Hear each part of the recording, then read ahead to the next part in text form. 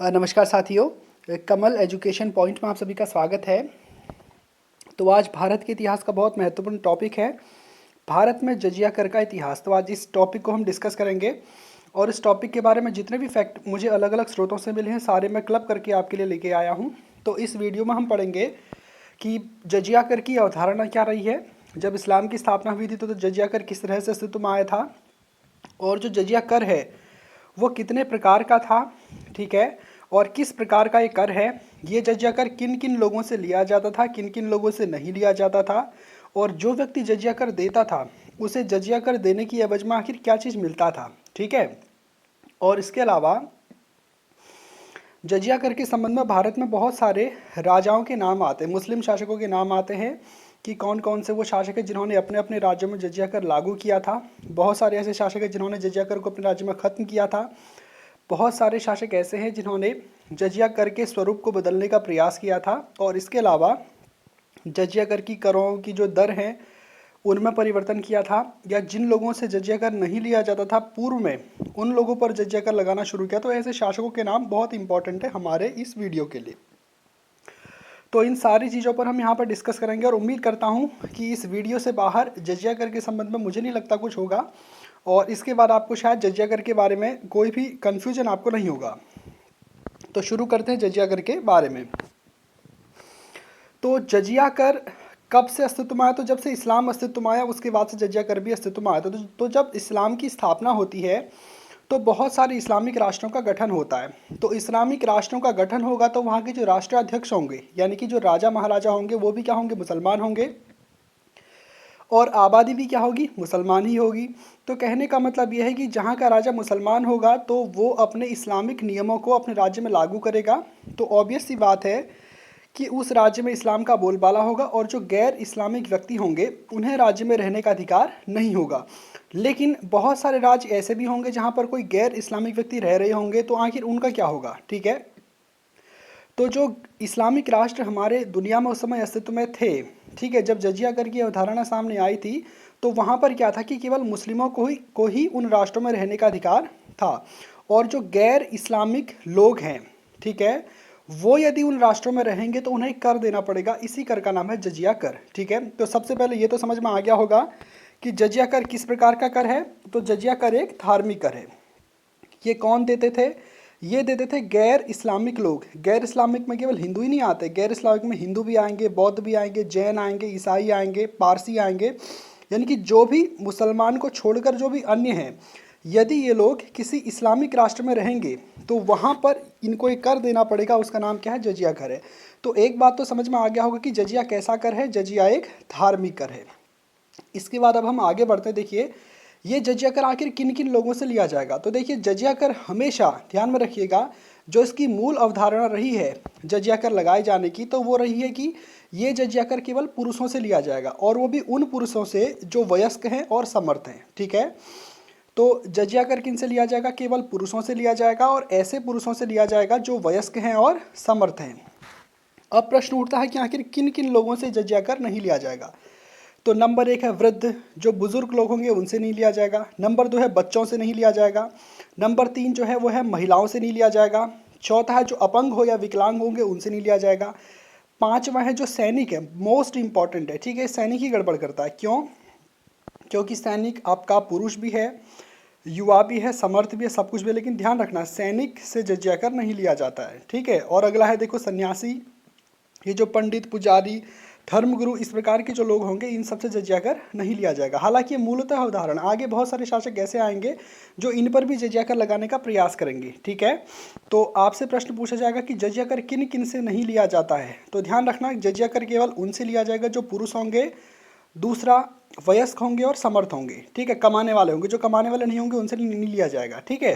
तो जो वृद्ध हैं, बच्चे हैं, महिला हैं, विकलांग हैं, और जो सैनिक हैं, मोस्ट इंपॉर्टेंट है सैनिक हैं, सन्यासी हैं, या फिर जो पुजारी, अलग अलग धर्मगुरु इत्यादि, इन लोगों से जजिया कर नहीं लिया जाएगा।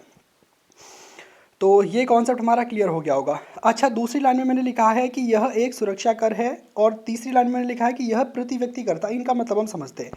तो देखो जजिया कर ये तो साफ हो गया कि कौन देगा? कोई गैर मुस्लिम व्यक्ति यदि किसी इस्लामिक राष्ट्र में रहेगा तो वहाँ पर वो क्या देगा? जजिया कर देगा।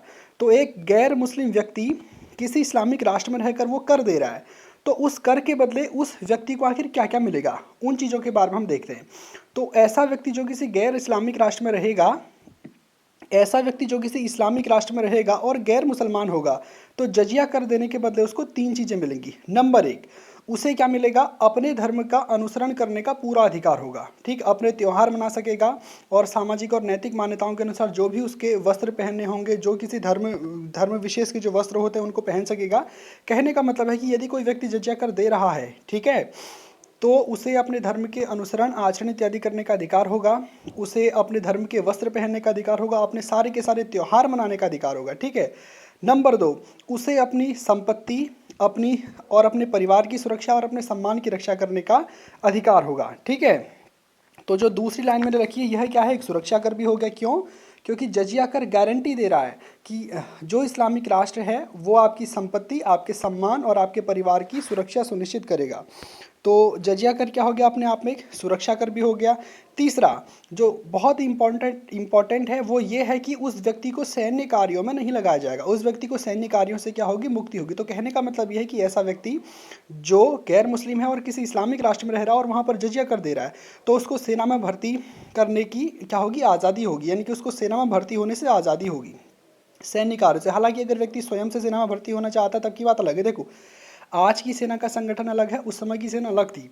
आज युद्ध इत्यादि कम ही होते हैं, लेकिन उस समय ऐसा नहीं था। उस समय हर रोज युद्ध होते थे। सेना में भर्ती होने का मतलब है कि आप शहीद ही हो गए, ये मतलब उस समय सेना में भर्ती होने का था। तो एक ऐसा व्यक्ति जो किसी इस्लामिक राष्ट्र में रह रहा है और गैर इस्लामी है, और यदि वो जजिया कर ले रहा है तो उसको सेना में भर्ती होने से छूट मिलेगी, यानी कि उसको ज़ोर ज़बरदस्ती नहीं की जाएगी कि वो सेना में भर्ती हो। दूसरा, उसकी संपत्ति और उसके सम्मान, उसके परिवार की रक्षा की जाएगी। तीसरा, जो व्यक्ति जजिया कर दे रहा है उसे अपने धर्म को मानने, आचरण करने और अपने त्योहारों को मनाने और अपने धर्म विशेष के जो वस्त्र हैं उनको पहनने इत्यादि का सब कुछ अधिकार होगा। तो ऐसा व्यक्ति जो जजिया कर दे रहा है उसके पास क्या क्या अधिकार होंगे मैंने बता दिया। अब देखो, जजिया कर आखिर किस प्रकार का कर था। तो एक तो समझ में आ गया होगा, धार्मिक कर था। दूसरा भी समझ में आ गया होगा, सुरक्षा कर था। तीसरा मेरे ख्याल से समझ में नहीं आया होगा, ये जो प्रति व्यक्ति कर मैंने लिखा है। ठीक है, आखिर ये प्रति व्यक्ति कर का क्या मतलब हुआ। तो देखो, प्रति व्यक्ति कर का मतलब है एक घर में किसी एक से नहीं लिया जाएगा, जितने वयस्क होंगे, ठीक है, जो कमाने वाले होंगे सबसे लिया जाएगा। तो ये मतलब है प्रति व्यक्ति का। कहने का मतलब है कि अगर मान लीजिए किसी घर में कुछ बुजुर्ग होंगे, कुछ बच्चे होंगे, कुछ महिलाएं होंगी, मान लीजिए वो एक ही वयस्क है जो कमा रहा है, ठीक है, तो केवल एक ही से लिया जाएगा। अगर घर में 2 होंगे तो दोनों से लेंगे, 3 होंगे तो तीनों से लेंगे, 4 होंगे तो चारों से लेंगे, 10 होंगे तो 10 से लेंगे। तो ये क्या हो गया, पारिवारिक कर रही है, परिवार के आधार पर नहीं लिया जा रहा। परिवार में व्यक्ति जो कमाने वाले हैं उनके आधार पर लिया जा रहा है, इसलिए जजिया कर कैसा हो गया, एक प्रति व्यक्ति कर हो गया। देखो, एक चीज़ मैं लिखना इसमें भूल गया कि ये क्या था, एक वार्षिक कर था। ये अगली चीज़ है, ठीक है, यानी कि ये मासिक आधार पर नहीं लिया जाता था, ये वार्षिक आधार पर लिया जाता था। तो प्रश्न आएगा, जजिया कर किस प्रकार का कर था। तो नंबर 1, एक धार्मिक कर था, समझ में आ गया होगा। नंबर 2 क्या था, सुरक्षा कर था, ये भी समझ में आ गया होगा। तीसरा क्या है, प्रति व्यक्ति कर था, ठीक है, यानी कि जितने व्यक्ति होंगे कमाने वाले उन सब से लिया जाएगा। और चौथा क्या था, एनुअल, यानी कि वार्षिक कर था, साल भर में एक ही बार लिया जाता था। तो ये जजिया कर के हमारे प्रकार हो गए। किस प्रकार से था। अच्छा देखो, जजिया कर, अब एक सवाल उठ रहा होगा कि क्या सबके लिए सेम होगा। देखो, कुछों की आय कम होगी, कुछ मध्यम वर्गीय होंगे और कुछ काफ़ी पैसे वाले होंगे। तो क्या सबके लिए जजिया कर सेम होगा? नहीं। जो गरीब वर्ग के लोग होंगे उनको देना पड़ता था साल का 12 दिरहम। दिरहम मुद्रा हो, जैसे हमारे रुपया होती है, पैसा होती है, वैसे ही दिरहम उस समय की मुद्रा थी। तो जो गरीब लोग होंगे उन्हें 12 दिरहम था, मध्यम वर्ग के जो लोग हैं उनके लिए 24 दिरहम था, और जो अमीर वर्ग के लोग हैं उनके लिए 48 दिरहम हुआ करता था। ठीक है, तो जजिया कुल किस हिसाब से था मैंने बता दिया है आपको। अब हम आगे बढ़ते हैं कि भारत में जजिया कर की शुरुआत कहाँ से होती है। तो देखिए, भारत में 712 ईस्वी में सिंध प्रांत पर मोहम्मद बिन कासिम के नेतृत्व में एक अरबी आक्रमण होता है। ठीक है, तो देखो, ये अरबी आक्रमण की अगर हम बात करें तो देखो, इस अरबी आक्रमण में क्या होता है, मोहम्मद बिन कासिम 17 साल का एक लड़का होता है। वो एक सेना कमांडर होता है, कहीं का राजा नहीं होता है। मोहम्मद बिन कासिम एक आर्मी का कमांडर होता था। इराक का गवर्नर उस समय अल हज्जाज था, उसकी अनुमति से भारत पर हमला करने के लिए आया था। और 712 में इसने सिंध पर आक्रमण किया था। और सिंध पर आक्रमण, देखो, एक ही साथ पूरे सिंध पर कब्जा करना संभव नहीं है, सिंध बहुत बड़ा इलाका। तो सबसे पहले ये सिंध के देवल प्रांत पर हमला करता है और उसको जीतता है। और जब ये देवल अभियान को सफल कर देता है, जीत जाता है, और वहाँ पर ये जजिया कर लगा था। तो भारत के इतिहास में जजिया कर का जो पहला कॉन्सेप्ट है वो यहीं पर आता है। तो भारत में जजिया कर लगाने वाला पहला शासक कौन है? तो वो है मोहम्मद बिन कासिम। कब लगाया था? 712 में सिंध पर अटैक किया था और उसके देवल प्रांत पर इसने सबसे पहले कब्जा किया था और वहीं पर इसने सबसे पहले क्या लगाया? जजिया कर लगाया था।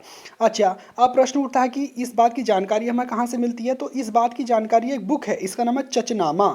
ठीक है, ये जो चचनामा बुक है इसके लेखक कोई एक अज्ञात अरबी लेखक के द्वारा ये बुक लिखी गई है अरबी भाषा में, और यहाँ से हमें सिंध के इतिहास की जानकारी मिलती है। ठीक है, और इसी बुक से हमको पता चलता है कि मोहम्मद बिन कासिम ने एक बार 712 ईस्वी में एक अरबी आक्रमण होता है। इससे पहले भी अरबी आक्रमण हो चुके हैं। मोहम्मद बिन कासिम का भारत पर आक्रमण पहला अरबी आक्रमण नहीं है, इससे पहले इसके पूर्वज हमला कर चुके हैं। ठीक है, तो चचनामा नाम की एक बुक है जिसके राइटर कौन है? एक अरबी लेखक है, नाम उनका पता नहीं है। ठीक है, और उन्होंने अपनी बुक में लिखा था सिंध का इतिहास, और वहाँ से हमें इस बात की जानकारी मिलती है कि मोहम्मद बिन कासिम ने सिंध पर अटैक किया था और देवल प्रांत में करीबन 3-4 दिन से लूटमार मचाई थी और उसके बाद वहाँ पर क्या लगाया था? जजिया नाम से कर लगाया था। तो भारत में जजिया कर की यहाँ से शुरुआत हो जाती है।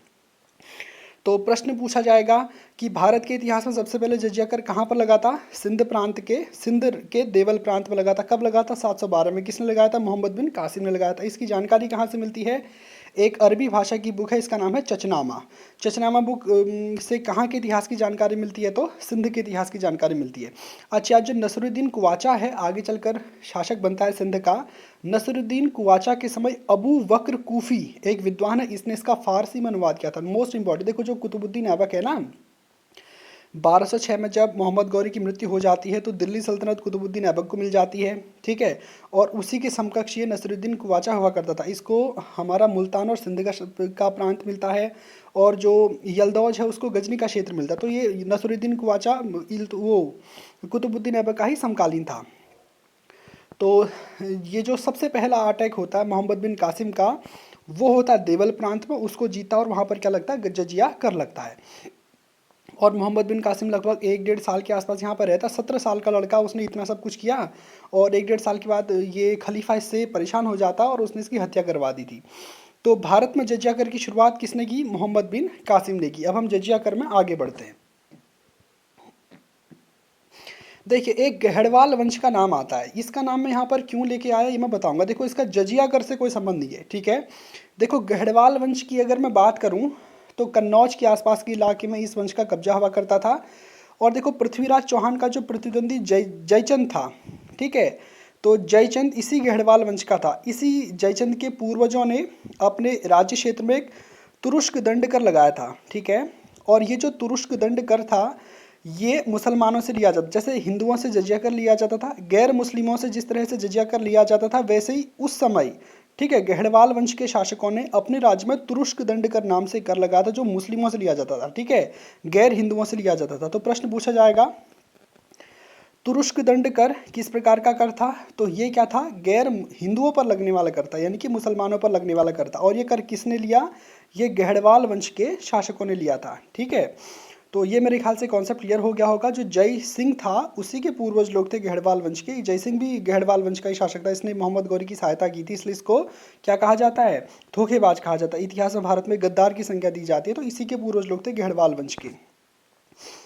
इसके बाद अब हम आगे बढ़ते हैं, दिल्ली सल्तनत में जजिया कर आखिर किस तरह से चलता है। ठीक है, तो दिल्ली सल्तनत की बात करें तो देखो, दिल्ली सल्तनत का संस्थापक कौन था? कुतुबुद्दीन ऐबक था। तो जब कुतुबुद्दीन ऐबक राजा बनता है तो वो यहाँ पर क्या लगाता? देखो, खराज और उस्त्र। ठीक है, ये दो करों के नाम है। देखो, खराज और उस्त्र की बात करें, देखो खराज एक भूमि कर था जो किनसे लिया जाता था? किसानों से लिया, जो हिंदू थे।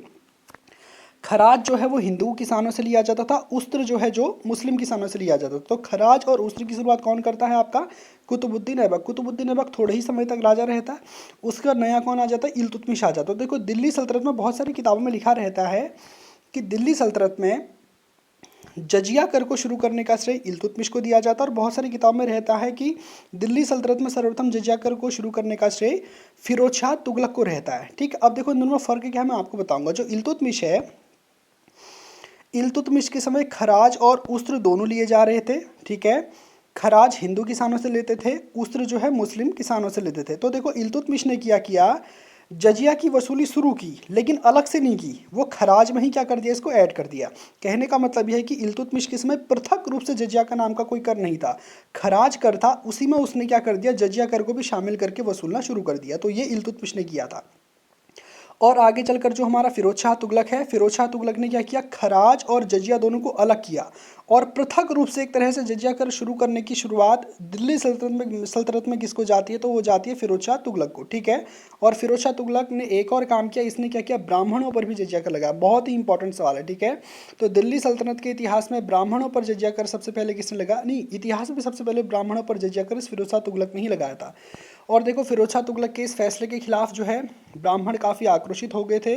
ठीक है। इसका जमकर विरोध हुआ लेकिन ये टस से मस नहीं हुआ था फिरोज शाह तुगलक। देखो फिरोज शाह तुगलक ने मुसलमानों के कल्याण के लिए बहुत सारे काम किए लेकिन ये धर्म असहिष्णु था। जो इसका पहले था मोहम्मद बिन तुगलक। मोहम्मद बिन तुगलक क्या था, धर्म सहिष्णु था। उसने राजनीति से मैं जो है धर्म का हस्तक्षेप स्वीकार नहीं किया। यही कारण था कि जो उलेमा लोग थे वो मोहम्मद बिन तुगलक से असंतुष्ट थे और उसके कार्यकाल में क्या हुए थे, सर्वाधिक विद्रोह हुए थे। दिल्ली सल्तनत के इतिहास में सर्वाधिक विद्रोह किसके समय हुए थे, तो वो थे मोहम्मद बिन तुगलक के समय हुए थे। तो फिरोज शाह तुगलक इसका प्रतिस्थानी था। ठीक है। इसका उत्तराधिकारी था। तो फिरोज शाह तुगलक ने देख लिया था कि यदि आप इन उलेमा वर्ग के लोगों से अगर पंगा लेंगे तो राज्य ठीक से नहीं चल पाएगा। तो फिरोज शाह तुगलक ने क्या किया, तुष्टीकरण की नीति अपनाई। इसने मुसलमानों के लिए तो बहुत अच्छे अच्छे काम किए। ठीक है। इससे क्या होगा, राजकोष खाली हो गया। जब राजकोष खाली हो गया तो इसने कई सारे सिंचाई कर ये सब लगाए थे और इसने क्या किया था, हिंदुओं पर जो है जजिया कर अलग से लेना शुरू कर दिया था और ब्राह्मणों पर भी लगा दिया इसने जजिया कर। ठीक है। तो फिरोज शाह तुगलक थोड़ा सा धर्म असहिष्णु किस्म का था, मुस्लिमों के लिए बहुत अच्छा था, हिंदुओं के लिए उतना अच्छा नहीं था। तो ये दिल्ली सल्तनत में जजिया कर का किस तरह का कॉन्सेप्ट था मैंने आपको बता दिया। देखो इल्तुतमिश और फिरोज शाह तुगलक में मैंने डिफरेंस बता दिया था। इल्तुतमिश ने जो जजिया कर लेना शुरू किया उसने अलग से नहीं लिया, उसने खराज में ही जजिया कर को ऐड कर दिया। ठीक है। जबकि फिरोज शाह तुगलक ने क्या किया, खराज को और जजिया दोनों को पृथक कर दिया, यानी कि एक तरह से पृथक जजिया कर। अगर पूछेगा दिल्ली सल्तनत में किसने लेना शुरू किया तो हम जवाब देंगे फिरोज शाह तुगलक ने। और ब्राह्मणों पर जजिया कर किसने लगाया दिल्ली सल्तनत में, तो उसका जवाब भी क्या होगा, हमारा फिरोज शाह तुगलक होगा। तो दिल्ली सल्तनत से अब हम आगे बढ़ते हैं, कश्मीर। बहुत इंपॉर्टेंट सवाल है, सबसे ज़्यादा इंपॉर्टेंट यही है। ठीक है। कश्मीर में जजिया कर किसने लगाया था, तो कश्मीर में एक शासक है जिसका नाम है सिकंदर शाह। ठीक है। तो ये जो सिकंदर शाह है ये काफ़ी धर्म असहिष्णु हुआ करता था। हिंदुओं के प्रति इसने और मुस्लिमों के प्रति इसने तुष्टीकरण की नीति अपनाई थी, असहिष्णु था। और जो कश्मीर के क्षेत्र में जितने भी हिंदू मंदिर इत्यादि थे वो सब के सब इसने क्या कर दिए थे, तोड़ दिए थे। तो सिकंदर शाह कश्मीर का एक ऐसा शासक है जिसने अपने यहाँ पर जजिया कर लगाया। ठीक है। तो पूछेगा कश्मीर में जजिया कर किसने लगाया था, तो कश्मीर में जजिया कर लगाया था सिकंदर शाह ने। सिकंदर शाह ने यही नहीं किया, इसने कश्मीर में जकात भी लगाया और वो भी हिंदुओं पर। ठीक है। देखो एक जजिया कर होता है, एक जकात कर होता है। जजिया कर हिंदुओं पर लगता था, जकात कर किस पर लगता था, मुस्लिमों पर। देखो मुस्लिमों को अपनी संपत्ति का कुछ हिस्सा धर्मार्थ जो है देना पड़ता था, लगभग 2.5% के आसपास, तो जकात होता है। और मुस्लिमों में देखो एक 5 पवित्र चीज़ें होती, जैसे एक हज यात्रा करना अनिवार्य है, नमाज है, ऐसी जकात भी होता, 2 और भी होते हैं। ठीक है। तो ये जो जकात है ये मुस्लिमों से लिया जाता था। इस सिकंदर शाह ने क्या किया, इस जकात को भी हिंदुओं के ऊपर लगा दिया। तो बहुत इंपॉर्टेंट सवाल होता है भारत के इतिहास में। ठीक है। हिंदुओं पर जकात कर किसने लगाया, तो हम जवाब देंगे सिकंदर शाह ने लगाया, जो कहाँ का था, कश्मीर का राजा था। ठीक है। बहुत ही इंपॉर्टेंट सवाल है। तो कश्मीर में जजिया कर किसने लगाया, सिकंदर शाह ने लगाया। कश्मीर में हिंदुओं पर ही, सॉरी मतलब गैर मुस्लिमों पर जकात कर किसने लगाया, तो वो भी लगाया किसने था, सिकंदर शाह ने। तो जैसा कि मैं बता चुका हूं कि सिकंदर शाह कैसा था, धर्म असहिष्णु था, हिंदुओं के प्रति इसने गलत नीति अपनाई थी। इसका बेटा है जैनुल आबदीन। ठीक है। ये इसका बिल्कुल विपरीत था। सिकंदर शाह जितना असहिष्णु था, जैनुल आबदीन उतना ही सहिष्णु था। ठीक है। यानी कि होने को पिता है, यानी कि देखो सिकंदर शाह का ही बेटा जैनुल आबदीन है, लेकिन जैनुल आबदीन क्या था, धर्म सहिष्णु था। इसने अपने राज्य में धर्म के आधार पर ज़्यादा भेदभाव नहीं किया। तो जैनुल आबदीन ने क्या किया, कश्मीर में जजिया कर को समाप्त किया। बहुत ही इंपॉर्टेंट चीज़ है। ठीक है। कश्मीर में जजिया कर को क्या किया, जैनुल आबदीन ने समाप्त किया। इसीलिए इसको कश्मीर का अकबर भी कहा जाता है। तो अब आज से आपके पेपर में पूछा जाएगा कि देखो हम में अक्सर ये डाउट होता है, अगर हमसे पूछा जाता है कि जजिया कर को सबसे पहले किसने खत्म किया, तो हम सीधा अकबर का नाम लेते हैं, लेकिन ये गलत है। अगर पूछेगा पेपर में प्रश्न कि मुगल वंश का ऐसा कौन सा शासक था जिसने सबसे पहले जजिया कर को समाप्त किया, तो हम अकबर जवाब देंगे। लेकिन अभी यहाँ पर क्या पूछा जा रहा है, भारत में सबसे पहले जजिया कर को किसने समाप्त किया, तो उसका जवाब क्या होगा, जैनुल आबदीन होगा, जो कहाँ का शासक था, कश्मीर का था, क्योंकि कश्मीर भी तो भारतवर्ष का ही अपने आप में एक हिस्सा है। तो प्रश्न इंपॉर्टेंट है, जो कश्मीर में जजिया कर किसने लगाया, सिकंदर शाह ने। कश्मीर में हिंदुओं पर जकात कर किसने लगाया, सिकंदर शाह ने। कश्मीर में जजिया कर को समाप्त किसने किया, जैनुल आबदीन ने। या पूरे भारत के संदर्भ में अगर पूछेगा कि जजिया कर को समाप्त करने का श्रेय सबसे पहले किस राजा को जाता है, तो अकबर को नहीं जाता, सबसे पहला श्रेय किसको जाता है, जैनुल आबदीन को जाता है, जो कहाँ का शासक था, कश्मीर का शासक था। बहुत इंपॉर्टेंट चीज़ है, कॉन्सेप्ट अपना क्लियर रखना, बिल्कुल कोई डाउट नहीं होनी चाहिए कहीं पर भी। आगे बढ़ते, गुजरात में जजिया कर किसने लगाया, तो देखो गुजरात में जजिया कर लगाया था अहमद शाह ने, ठीक है। और ये अहमदाबाद जो हमारा है ये इसी के नाम पे, इसी अहमद शाह के नाम पे। अगला देखिए, हमारा बहुत इंपॉर्टेंट चीज़ है मुगल काल में जजिया कर। तो देखिए मुगल काल में जजिया कर में बहुत फेरबदल होता है, पहले एक राजा लगाता है, फिर दूसरा खत्म करता है, फिर और लगता है, फिर और खत्म करता है, और अंतिम रूप से मोहम्मद शाह रंगीला इसको खत्म करेगा। तो सारा हम यहाँ पर देखेंगे। तो सबसे पहले देखिए, बाबर हुमायूं को छोड़ देते हैं, हुमायूं के बाद शेरशाह सूरी गद्दी पर बैठता है, ठीक है। तो शेरशाह सूरी गद्दी पर बैठता है, तो शेरशाह सूरी के समय पे एक नगर कर लिया जाता था, ठीक है। वो नगर कर कुछ और नहीं होता था, वो जजिया ही होता था। तो शेरशाह सूरी के समय जो नगर कर होता था वो क्या है, वो जजिया कर ही था। इसके बाद जब हमारा अकबर सम्राट बनता है, तो अकबर ने क्या किया, 1564 में जजिया कर को अपने यहाँ से समाप्त कर दिया। तो बहुत इंपॉर्टेंट सवाल है, भारत में मुगल वंश का कौन सा ऐसा शासक था जिसने सबसे पहले जजिया कर को समाप्त किया, तो वो कौन था, हमारा अकबर था। 1564 में इसने जजिया कर को समाप्त कर दिया। और किसके कहने पे किया, तो इसकी पत्नी थी जिसका नाम था जोधाबाई, उसके कहने पर इसने समाप्त किया। और सबसे पहले कहाँ पर समाप्त होता है, राजस्थान में। अब देखो राजस्थान में क्यों हुआ, आप सोच रहे होंगे, इनकी हटाने की शुरुआत राजस्थान से की। तो ध्यान रखना, ये जो जोधाबाई थी, ये राजस्थान के कछवाहा राजवंश की ही राजकुमारी हुआ करती थी।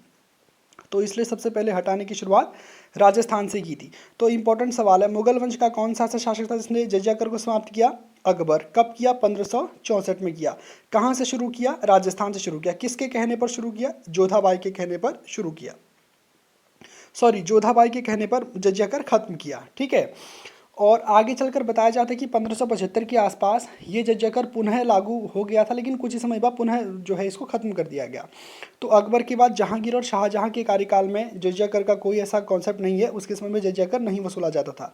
आगे चलकर आता औरंगजेब, और औरंगजेब के बारे में हम अच्छे से जानते हैं कि ये धर्मांध था, पूरी तरह से धर्म असहिष्णु हुआ करता था। मुस्लिमों के प्रति जो है, हिंदुओं के प्रति इसकी नीति काफ़ी ख़राब थी, बहुत सारे मंदिर इसने तोड़ डाले, सब हमको बताया। तो इसने क्या किया, 1679 में जजिया कर को पुनः लागू कर दिया, ठीक है। तो ध्यान रखना है, एक प्रश्न अक्सर पेपर में पूछा जाता है कि भारत के इतिहास में वो कालखंड बताइए जब जजिया कर नहीं था। तो 1564 में समाप्त किया अकबर ने, 1679 में औरंगजेब फिर ले आया। तो 1564 से लेकर 1679 ये वो कालखंड है जब हमारे यहाँ पर जजिया कर नहीं हुआ करता था। हालांकि बीच में 1575 के आसपास जजिया कर एक बार पुनः लाया गया था, लेकिन कुछ ही समय बाद वो समाप्त कर दिया गया था। तो ये औरंगजेब का हो गया। अब जब औरंगजेब ये जजिया कर लेकर के आता है, तो औरंगजेब की मृत्यु हो जाती है। औरंगजेब की मृत्यु के बाद मुअज्जम, इसको शाह आलम फर्स्ट भी कहते हैं, ये गद्दी पर बैठता है, ठीक है। और जब शाह आलम फर्स्ट की भी मृत्यु हो जाती है, तो देखो शाह आलम फर्स्ट की जब मृत्यु होती है, तो उसका बेटा एक जहांदार शाह था, और भी बहुत सारे थे, 4 के आसपास बेटे थे इसके। चारों बच्चों में उत्तराधिकार का युद्ध शुरू हो जाता, और मतलब इतना खतरनाक वाला ये उत्तराधिकार का युद्ध था कि सम्राट का अंतिम संस्कार ही नहीं किया, ठीक है। लगभग 1 साल तक, 1 साल तक नहीं, सॉरी, लगभग 1 महीने तक जो ये राजा था इसकी लाश वैसी ही पड़ी थी। ये जो शाह आलम फर्स्ट था, तो इसकी बॉडी वैसी ही पड़ी थी। ये बच्चे उत्तराधिकार युद्ध में ही व्यस्त हो गए, लेकिन आखिरकार जहांदार शाह जो है वो गद्दी पर बैठता है, ठीक है। और जुल्फ़िकार खां की सहायता से गद्दी पर बैठता है, और जहांदार शाह के शासनकाल में जो सारी बागडोर थी वो जुल्फ़िकार खां के ही हाथ में थी। तो इसी जुल्फ़िकार खां के कहने पर जहांदार शाह ने 1712 में जजिया कर को हटा दिया था, ठीक है। तो औरंगजेब ने जो जजिया कर लगाया था उसको किसने हटाया, जहांदार शाह ने 1712 में हटाया। अब जहांदार शाह की जब मृत्यु हो जाती है तो उसके बाद फर्रुखशियर राजा बनता है। तो फर्रुखशियर दोबारा से जजिया कर को लगा देता है, ठीक है। और जब फर्रुखशियर की मृत्यु हो जाती है तो मोहम्मद शाह रंगीला आपका शासक बनता है और 1720 में अंतिम रूप से जजिया कर को समाप्त कर देता है। तो कहने का मतलब यह है कि अकबर, औरंगजेब, जहांदार शाह, फर्रुखशियर और मोहम्मद शाह रंगीला, इतने सारे नाम आपको याद रखने की कोई ज़रूरत नहीं है। आप सिर्फ इतना याद रखिए अकबर ने क्या किया था, औरंगजेब ने क्या किया था और मोहम्मद शाह रंगीला ने क्या किया था। अकबर ने इसको 1564 में हटाया था, औरंगजेब ने 1679 में फिर से लेकर के आया था, मोहम्मद शाह रंगीला आखिरी शासक है जिसने अंतिम रूप से जजिया कर को हटा दिया। कब हटा? 1720 में। तो 712 में मोहम्मद बिन कासिम इस कर को लेकर के आता है और 1720 में मोहम्मद शाह रंगीला इस कर को हटा देता है। तो ये जजिया कर का मेरे ख्याल से जितना भी हिसाब किताब था, जो भी कॉन्सेप्ट था, मेरे ख्याल से आपको क्लियर हो गया होगा।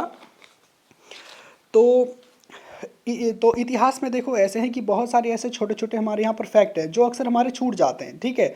जैसे जजिया कर हो गया, और जो हमारी बहुत सारी हमारे समाज में कुप्रथाएं चल रही है, सती प्रथा है, बाल विवाह प्रथा है, आपकी विधवा विवाह है, और इसके अलावा और बहुत सारी कुप्रथाएं हैं, ठीक है। कन्या हत्या है, शिशु हत्या है, नरबली प्रथा है। देखो इन प्रथाओं में क्या है कि इतिहास में अलग अलग जगह पर हमें अलग अलग चीज़ें मिलती हैं। अगर हम सती प्रथा को ही देख लें तो सती प्रथा का अध्ययन हम प्रागैतिहासिक काल से करना शुरू कर देते हैं। प्रागैतिहासिक काल में मेरे ख्याल से सराय नाहर था या दमदमा था, सॉरी सराय नहार था, जहाँ से हमें युगल शवाधान मिला था, तो उसको भी हम सती प्रथा से जोड़ते हैं। उसके बाद हम सिंधु घाटी सभ्यता में बढ़ते हैं, तो सिंधु घाटी सभ्यता में आपका लोथल और कालीबंगा था, वहाँ से आपको युगल शवाधान मिल जाते हैं, तो उसको भी आप सती प्रथा से जोड़ते हैं। फिर हमारा मध्यकाल था, मध्यकाल में कुछ अभिलेख इत्यादि मिलते हैं, ये भानुगुप्त का अभिलेख होता है, उससे हमें सती प्रथा की जानकारी मिलती है। फिर हमारे अलग अलग गवर्नर जनरल इत्यादि आते हैं। तो जब हम इतिहास पढ़ते हैं तो वहाँ पर अलग अलग जगह पर ये बिंदु मिलते हैं। तो यदि इनको हम एक जगह पर एक साथ व्यवस्थित तरीके से ना पढ़ें, यानी कि अगर हम सती प्रथा पढ़ रहे हैं तो शुरू से लेकर लास्ट तक क्या हुआ, वो अगर हम सब कुछ अगर हम एक जगह पर पढ़ लें तो ये हमें याद करने में काफ़ी आसानी हो जाती है। तो इसी चीज़ के बारे में एक सीरीज में शुरू कर रहा हूँ भारत के इतिहास में।